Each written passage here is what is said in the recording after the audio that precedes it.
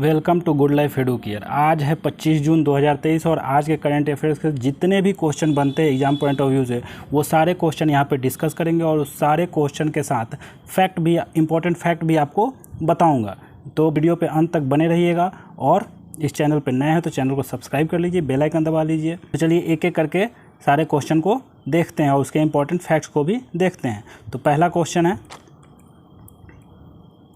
हाल ही में डिप्लोमेसी में महिला का अंतर्राष्ट्रीय दिवस कब मनाया गया है? तो हाल ही में डिप्लोमेसी में महिलाओं का अंतर्राष्ट्रीय दिवस कब मनाया गया है? तो ये 24 जून को मनाया गया है। तो दुनिया भर में कूटनीति और निर्णय लेने के क्षेत्र में उल्लेखनीय महिलाओं को सम्मानित करने और पहचानने के लिए हर साल 24 जून को ये दिवस मनाया जाता है। क्या डिप्लोमेसी में महिलाओं का अंतर्राष्ट्रीय दिवस मनाया जाता है? तो कब मनाया जाता है? 24 जून को आपको याद रख लेना है। तो जितने भी जून महीने से जो इम्पोर्टेंट दिवस है वो मनाए गए हैं वो हम यहाँ पर देखेंगे एक एक करके। तो 1 जून को विश्व दुग्ध दिवस मनाया गया है और पूरे दुनिया में हमारा अपना भारत दूध उत्पादन में नंबर 1 पे चला आया है। 2 जून को तेलंगाना स्थापना दिवस मनाया जाता है। 3 जून को विश्व साइकिल दिवस मनाया जाता है।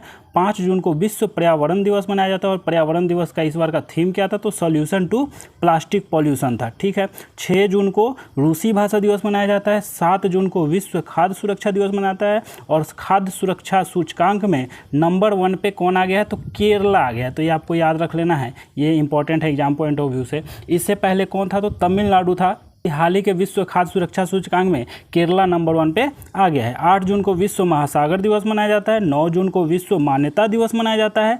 12 जून को विश्व बाल श्रम निषेध दिवस मनाया जाता है। 13 जून को अंतर्राष्ट्रीय रंगहीनता जागरूकता दिवस मनाया जाता है। 14 जून को विश्व रक्तदाता दिवस मनाया जाता है। 15 जून को विश्व पवन दिवस मनाया जाता है। 16 जून को इंटरनेशनल फैमिली रेमिटेंस डे मनाया जाता है। 17 जून को रेगिस्तानीकरण और सूखे के खिलाफ अंतर्राष्ट्रीय दिवस मनाया जाता है। 18 जून को ऑटिस्टिक प्राइड डे मनाया जाता है। 19 जून को international day for the elimination of sexual violence in conflict मनाया जाता है। 20 जून को विश्व शरणार्थी दिवस मनाया जाता है एंड 21 जून को विश्व संगीत दिवस और अंतर्राष्ट्रीय योग दिवस मनाया जाता है और योगा फॉर वसुधैव कुटुंबकम इसका इस बार का थीम था। तो और 23 जून को क्या मनाया जाता है? तो अंतर्राष्ट्रीय ओलंपिक दिवस, संयुक्त राष्ट्र लोक सेवा दिवस भी मनाया जाता है। और 24 जून को क्या मनाया जाता है? तो 24 जून को डिप्लोमेसी में महिलाओं का अंतर्राष्ट्रीय दिवस 24 जून को मनाया। तो ये सारे जून महीने से आपको याद रख लेना है कि किस दिन को कौन कौन से दिवस मनाए जाते हैं। नेक्स्ट क्वेश्चन की बात करें, हाल ही में ADB एशियन डेवलपमेंट बैंक ने किस राज्य में परिवहन कनेक्टिविटी में सुधार के लिए 295 मिलियन $US के ऋण को मंजूरी दी है? तो ये बिहार है। ठीक है। हाल ही में कौन से राज्य ने? तो बिहार राज्य ने। तो इसे आपको याद रखना है कि NGT के अपशिष्ट प्रबंधन में विफलता के लिए बिहार राज्य पर 4000 करोड़ रुपए का पर्यावरणीय मुआवजा लगाया गया है। थावे उत्सव बिहार में मनाया गया है। बिहार इलेक्ट्रॉनिक नॉलेज नेटवर्क से जुड़ा है। बिहार में मिर्ची चावल को GI टैग मिला है और बिहार में सबसे कम साक्षरता दर है, पूरी देश जानता है।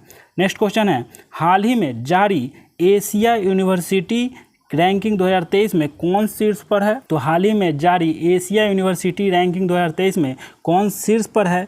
तो इसमें सिंधुआ यूनिवर्सिटी शीर्ष पर है। ठीक है। तो कौन सा यूनिवर्सिटी? सिंधुआ यूनिवर्सिटी। तो ये चाइना का है यूनिवर्सिटी। ठीक है। ये शीर्ष पर है। दूसरे नंबर पे कौन है? पेकिंग यूनिवर्सिटी, ये भी चाइना का है।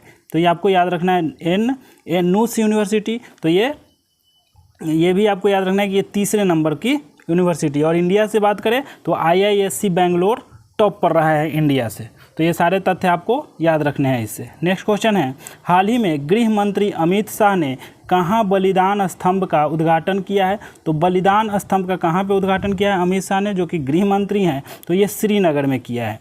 तो श्रीनगर से आपको याद रखना है कि स्मार्ट सिटी परियोजना के तहत श्रीनगर में लाल चौक के पास ये बलिदान स्तंभ स्थापित किया गया है। इसमें वीर शहीदों के नाम अंकित किए गए हैं। तो ये जो गृह मंत्री अमित शाह, इनके द्वारा बलिदान स्तंभ कहाँ पे? श्रीनगर के लाल चौक पे स्थापित किया गया है, जिसमें शहीदों के नाम अंकित किए गए हैं। नेक्स्ट क्वेश्चन है, हाल ही में पेटीएम के स्टार्टअप इकोसिस्टम को बढ़ावा देने के लिए किसके साथ समझौता किया गया है?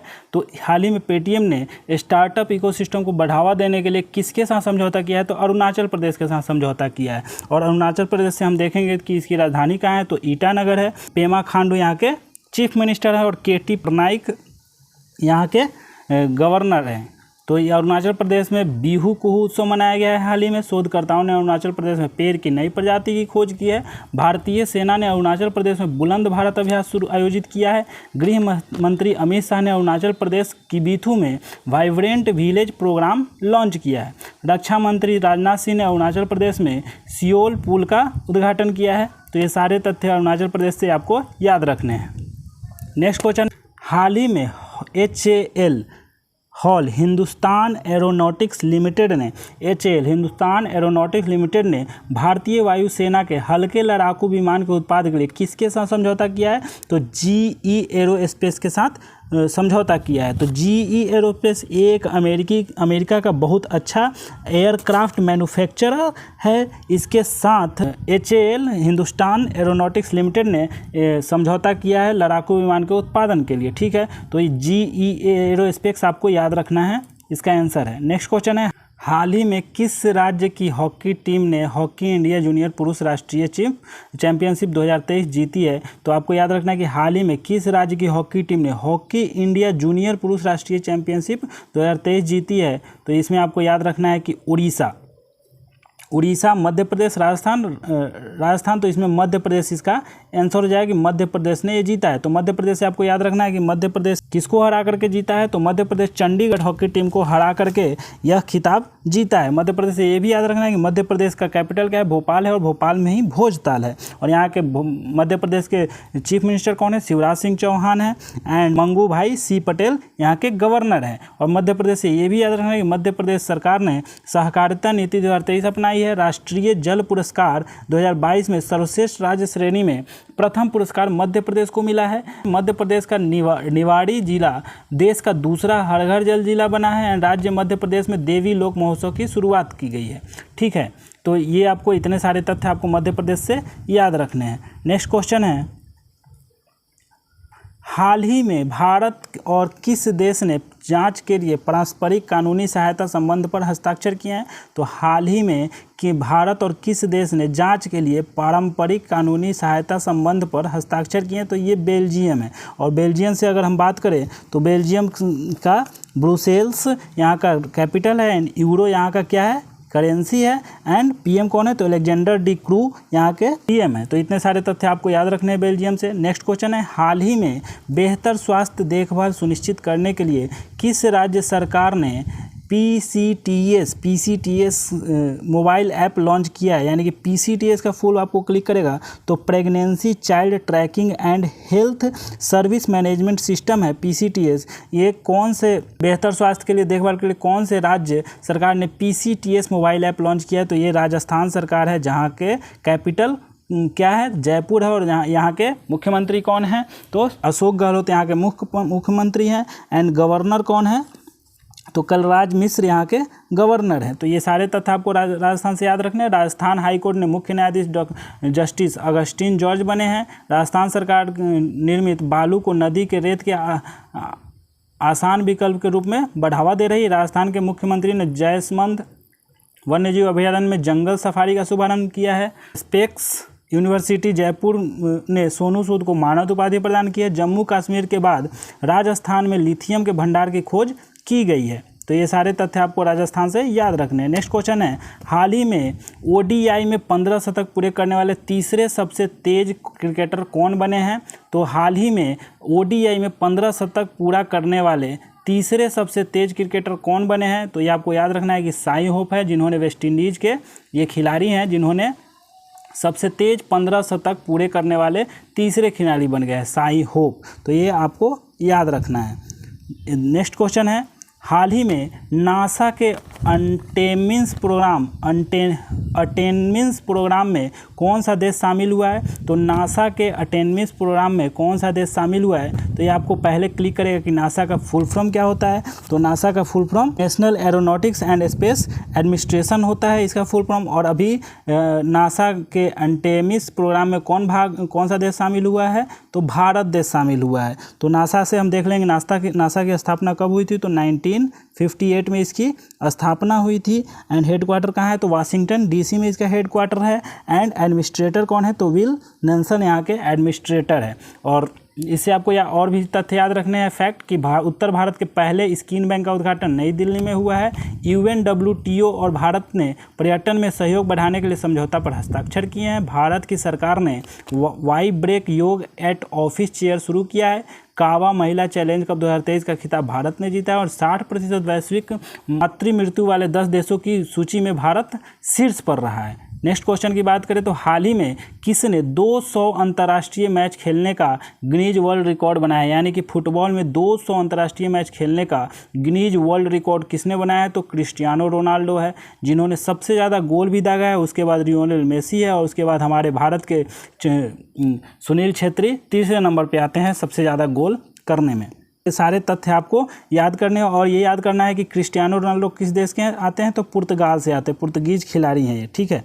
नेक्स्ट क्वेश्चन है, हाल ही में इफ़को ने नैनो लिक्विड यूरिया के निर्यात के लिए किस देश के साथ समझौता किया है? तो इफ़को ने नैनो लिक्विड यूरिया के निर्यात के लिए किस देश के साथ समझौता किया है? तो ये आपको याद रखना है कि ये अमेरिका देश है जिसके साथ समझौता किया है। तो अमेरिका के राष्ट्रपति कौन है? जो बाइडेन है और अभी हमारे प्रधानमंत्री अमेरिकी दौरे पर गए हुए थे। अमेरिका भारत में 2 नए वाणिज्य दूतावास खोलेगा। अमेरिकी इतिहास में पहली मुस्लिम महिला संघीय जज नुसरत चौधरी बनेंगी। अमेरिका जुलाई 2023 में फिर से यूनेस्को में शामिल होगा। अमेरिकी सीनेट पैनल ने चीन को विकासशील राष्ट्र का दर्जा देने की मंजूरी दी है। ये सारे तथ्य आपको अमेरिका से याद रखने हैं। नेक्स्ट क्वेश्चन है, हाल ही में किसने इंडियाज़ फाइनेंस मिनिस्टर नामक नई पुस्तक लिखी है? तो ये AK भट्टाचार्य हैं, जिन्होंने इंडियाज़ फाइनेंस मिनिस्टर नामक पुस्तक लिखी है। तो ये पुस्तक इंपॉर्टेंट हो जाता है एग्जाम पॉइंट ऑफ व्यू से। इसके नाम आपको याद रखना है कि AK भट्टाचार्य और किताब का नाम भी आपको याद रखना है इंडियाज़ फाइनेंस मिनिस्टर।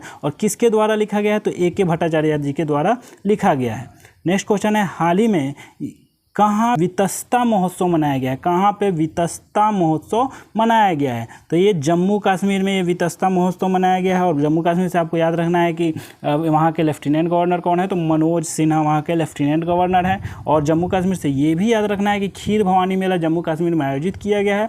डल झील में एलिगेटर गार मछली पाई गई है। भारत का पहला केबल स्टे रेल ब्रिज अंजी खंड जम्मू कश्मीर में बनकर तैयार हुआ है। मनोज सिन्हा ने जम्मू में ट्यूलिप गार्डन का उद्घाटन किया है। एरेटर कम डांसिंग फाउंटेन का उद्घाटन श्रीनगर में किया गया है। तो ये सारे तथ्य आपको जम्मू कश्मीर से याद रखने हैं। तो आज के करेंट अफेयर से इतने सारे महत्वपूर्ण क्वेश्चन बने हैं जो कि एग्जाम पॉइंट ऑफ व्यू से बहुत ही इम्पोर्टेंट है।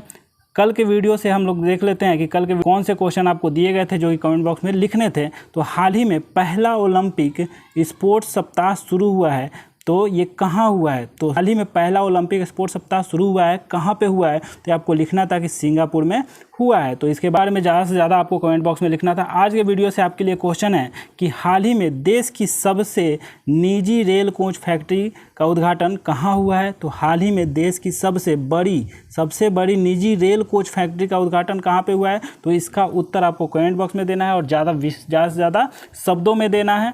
और उम्मीद करते हैं कि आपको ये वीडियो अच्छा लगा होगा। अगर चैनल पे नए हैं तो चैनल को सब्सक्राइब कर ले और बेल आइकन दबा ले, क्योंकि बेल आइकन दबाने से आपको नोटिफिकेशन सबसे पहले मिलेगा और आप इस चैनल से अपडेट रहेंगे। इस चैनल पे आने वाले समय में बहुत सारे स्टडी से रिलेटेड एकेडमिक से रिलेटेड बहुत सारे वीडियो डलने वाले हैं। तो इस चैनल को ज़्यादा से ज़्यादा अपने दोस्तों में शेयर करें, ज़्यादा से ज़्यादा लोगों तक पहुँचाएँ और उम्मीद करते हैं कि आप स्वस्थ होंगे, मस्त होंगे। फिर मिलते हैं नेक्स्ट वीडियो में नेक्स्ट क्वेश्चन के साथ। तब तक के लिए जय हिंद।